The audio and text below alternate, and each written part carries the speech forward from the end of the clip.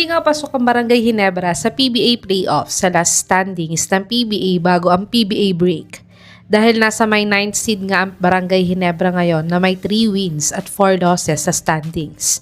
Kaya't sila nga ay delikadong malaglag sa PBA playoffs ngayong conference. At ngayon nga ay nakabreak ang PBA para sa paghahanda ng Gilas sa first window ng World Cup Asian Qualifiers. Kaya't narito nga ang mga top trade targets ng Barangay Ginebra para tulungan silang makapasok sa PBA playoffs at sa PBA playoffs na din. Top 5.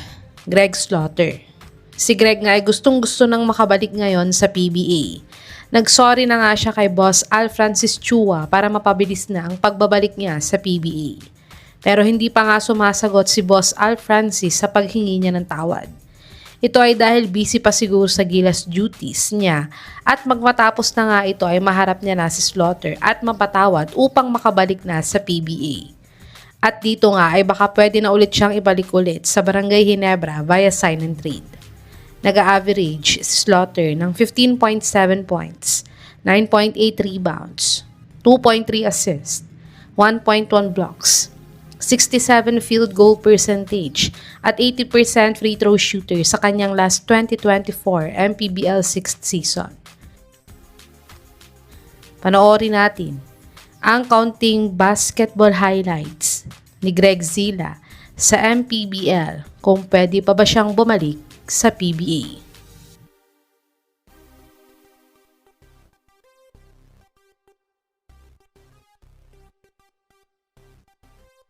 Top 4, Shani Winston. Si Winston nga ay isa sa mga rising star players ng Converge. Pero parehas nga sila ng position ng star rookie nilang si Deliano. Kaya at minsan nga ay nagagawan sila ng playing time sa team. Pero wala ngang magagawa itong si Winston dahil mas magaling talaga sa kanya si Juan. Dahil siya ang binababad ni Coach Delta ngayong Philippine Cup. At muntikan pa nga siyang hindi nag-sign ng contract extension nitong PBA off-season dahil nagpapataas nga siya ng sweldo sa Converge. Kaya dahil dito nga, ay pwedeng mag-offer ang Ginebra sa Converge upang makuha nila si Winston sa kanila. Si Winston ay nag-average ng 16.1 points, 4.4 rebounds, 2.6 assists, 0.6 steals, 33% 3-point shooter, at 87% free throw shooter sa kanyang ongoing PBA 50th Philippine Cup.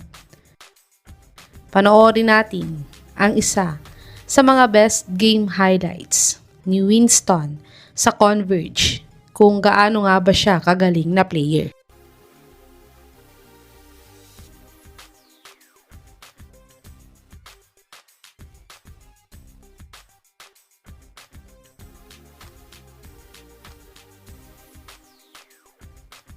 Top 3, Joshua Monson.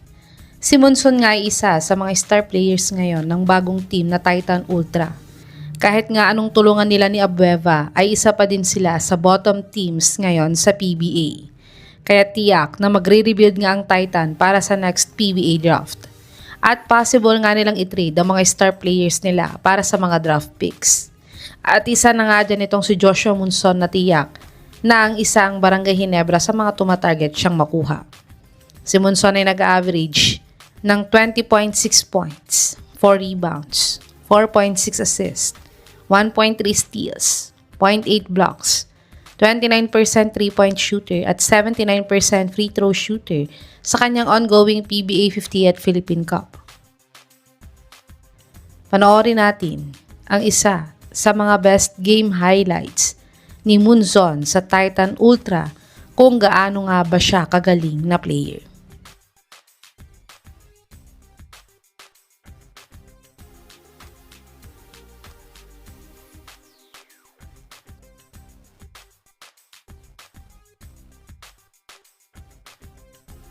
Top 2, kay Balungay. Si Balungay nga isa sa mga modern big man ngayon sa PBA dahil may shooting nga siya bilang isang center. Tiyak na malapit na din i-trade ng Phoenix itong si Balungay dahil malapit nang matapos ang rookie contract niya sa Phoenix at tiyak na hihingi ito ng mas malaking kontrata dahil maibubuga din naman talaga ang rising star player na to. At ayon nga sa source na to, ay pag maging available na for trade itong si Balungay, ay balak ngang i-offer ng Ginebra ang sarili nilang 51st pick at si Isaac Go kapalit ni kay Balungay. Si Balungay nag-average ng 12.8 points, 7.9 rebounds, 1.3 assists, 0.5 steals, 0.4 blocks, 10% 3-point shooter at 70% free throw shooter sa kanyang ongoing PBA 50th Philippine Cup. Panoorin natin ang isa sa mga best game highlights ni Balungay sa Phoenix kung gaano nga ba siya kagaling na player.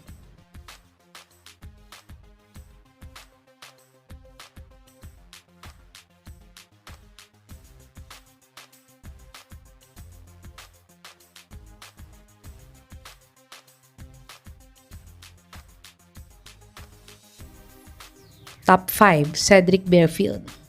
Si Barefield nga yung leading scorer ng Blackwater ngayong Philippine Cup. Pero kahit nga anong kayod ni Barefield ay isa pa din sila sa mga kulelat na teams ngayong conference. Di naman ito'y bago para sa Blackwater dahil every conference naman ay talagang hindi sila umaabot sa PBA playoffs. Kaya't never pa nga naglaro sa PBA playoffs itong si Barefield. Kaya't kung nais naman niyang makapak sa PBA playoffs ay pwede nga siyang kunin ng Barangay Ginebra. Si Barefield ay nag-average ng 22.5 points, 4.2 rebounds, 3.3 assists, 0.7 steals, 36% 3-point shooter at 62% free throw shooter sa kanyang ongoing PBA 50th Philippine Cup. Panoorin natin ang isa sa mga best game highlights ni Barefield sa Blackwater kung gaano nga ba siya kagaling na player.